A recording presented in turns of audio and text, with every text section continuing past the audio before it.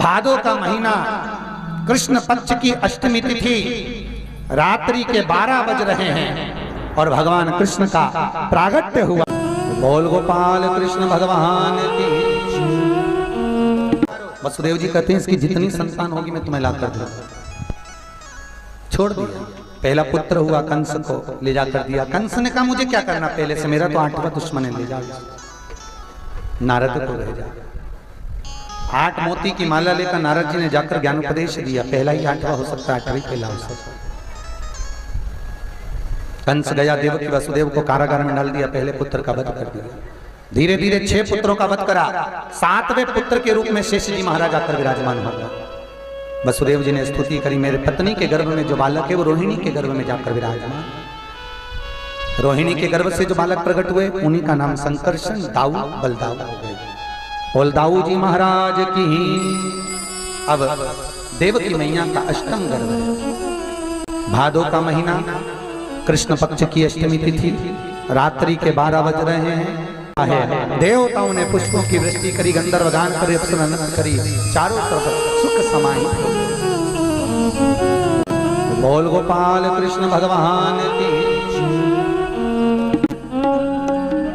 वसुदेव जी महाराज भगवान कृष्ण का दर्शन करे, बेड़ियां टूट गई, ताले टूट गए, दरवाजे खुल गए। वसुदेव जी ने लाला को टोकरी में सुलाया। यमुना अपार चढ़ रही थी और भगवान वसुदेव जी कन्हैया को लेकर चले।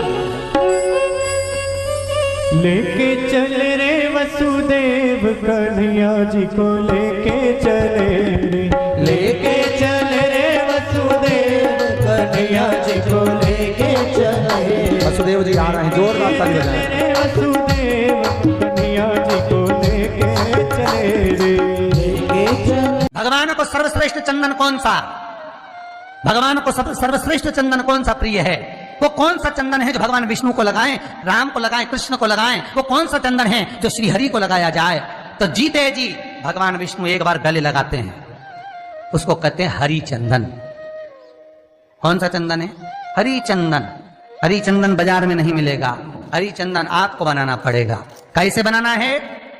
तुलसी जब सूख जाए उसकी जड़ को निकाल लिया जाए, वो जड़ को पानी में धो लिया जाए। धोने के बाद उसको सिलवट्टे पर, पत्थर पर घिसा जाए और घिसकर उसमें थोड़ा सा कुंकू, रोली डालकर तैयार भगवान विष्णु के मस्तक पर, कृष्ण राम के मस्तक पर लगा देते हैं और उसकी एक बिंदी अपने हृदय पे लगा लेते हैं। जीते जी भगवान एक बार उसको गले लगा। हरिहरन, हरिहर मिलन का जो बेलपत्र और तुलसी का दल होता है वो बुद्धि के लिए, चित्त के लिए, हमारे शरीर के विकास के लिए, बुद्धि के विकास के लिए बहुत जरूरी होता है। कृष्ण ने गोवर्धन पर्वत को अपनी उंगली पर लिया। 7 दिवस तक जलवृष्टि हुई। 7 दिवस भगवान पर्वत को अपने उंगली पर धारण कर कर रखे। एक दिन में मेरे श्री जी बाबा को, मेरे ठाकुर को, मेरे कन्हैया को, मेरे कृष्ण को एक दिन में 8 बार भोजन आता है। 7 दिन तक भगवान जब तक गोवर्धन पर्वत को अपनी उंगली पर धारण करके रखे तब तक भगवान ने कुछ नहीं पाया। और जब 7वां दिन पूर्ण हुआ तो एक दिन में 8 बार भोग लगता था, इसलिए 7 दिन का 8 बार का भोज इकट्ठा करके भगवान के सामने रखा तो सतुवटु 56, ऐसे भगवान के सामने 56 भोग आया। तो आज जो भोग लग रहा है वो अन्नकूट है, अन्नकूट है। पर्वत उठाने के बाद 7 दिन का जो भोज इकट्ठा हुआ वो लगाया, वो 56 भोग है। और भगवान कृष्ण के साथ में सारे ब्रजवासी नंद बाबा के साथ में मिलकर जो भगवान गोवर्धन नाथ जी का प्रति समय पूजन करने जाते थे और जो भगवान को भोग लगाते थे वो उसको कुनवाड़ा कहा गया। कुनवाड़े का मतलब है कुनवे के साथ, परिवार के साथ में जाकर भगवान को भोग लगाया जाए, वो कुनवाड़ा है। वो कुन कि अगर लड्डू गोपाल आपके घर में ठाकुर जी हों, 5 चीजें चढ़ती है, जल, दूध, दही, शहद, घी, शक्कर, पंचामृत की वस्तु। 5 हमारे जीवन को सार्थक करने वाले। दूध भक्ति का प्रतिबिंब है। हमारे घर से रोग बीमारी तकलीफ को दूध चढ़ाते ही वो रोग बीमारी समाप्त होने लगती।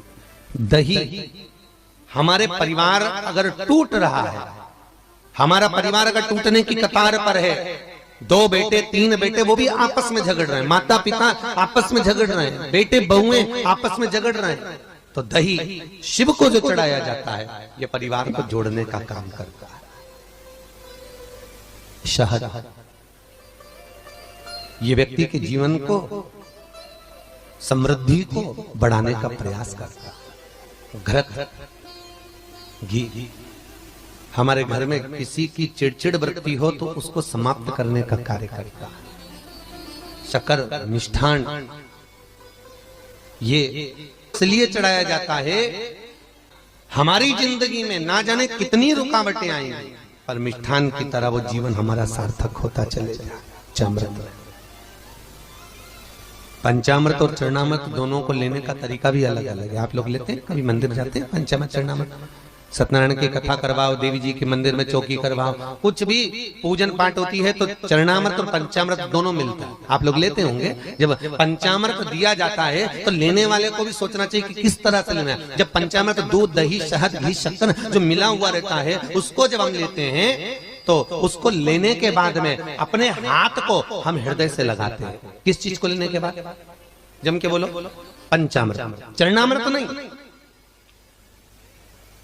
पंचामृत लेने के बाद हाथ को हम हृदय से लगाते हैं। और चरणामृत अर्थात किसी मंदिर में गए, तुलसी जी पड़ी हुई है जल के अंदर और वो पंचपात्र में जल जो रखा हुआ है वो चरणामृत है। उस चरणामृत को जब हम लेते हैं तो उस जल को लेने के बाद में हम अपने हाथ को हृदय से नहीं लगाकर अपने मस्तक से लगाते हैं। उसका कारण क्या है? उसका केवल एक कारण है कि पंचामृत लेने के बाद हमने जो हाथ को हृदय से लगाया, उसका कारण केवल इतना सा है कि भगवान के स्नान की झांकी का दर्शन हमारे हृदय में बैठ जाए। और चरणामृत लेने के बाद जो हमने हाथ को सिर पर लगाया, उसका कारण केवल इतना सा है कि भगवान के चरणारविंद का जल जब हमारे मस्तक पर चढ़ेगा तो हम जैसे पापियों का भी उद्धार अपने आप हो जाएगा। दोनों को लेने का तरीका, शमी पत्र, एक बेलपत्र, 3 शमी पत्र, आप कभी दिल से, कभी मौका मिले हृदय से अशोक सुंदरी वाली जगह का स्पर्श कर भगवान शंकर के शिवलिंग पर एक बार समर्पित कर देखना, और दूसरे वर्ष इंतजार